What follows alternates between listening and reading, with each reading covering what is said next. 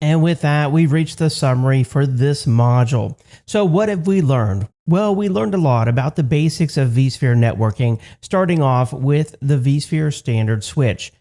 Every host has a vSphere standard switch. It's created by default. Every host has a vSphere standard switch. It's created by default, and it's configured on a per host basis. I showed you how to create and delete a vSphere standard switch. Very easy to do. And from there, you saw how easy it was to add and remove virtual adapters or virtual network interface cards on a virtual machine.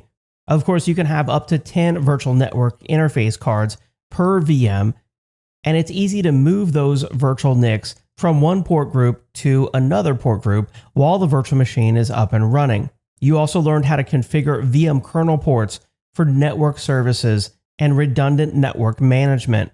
Of course, configuring port groups on a standard switch is easy to do, and those port groups have a number of more advanced network capabilities that you can optionally configure. And then in the end, we wrap this module up with the different use cases for vSphere standard switches. Standard switches are a necessity, but as your data center grows, it's likely you'll want to consider vSphere distributed switches, which we'll be talking about in the next module. Thanks for watching this module on vSphere standard switches. Stick with me for more vSphere networking.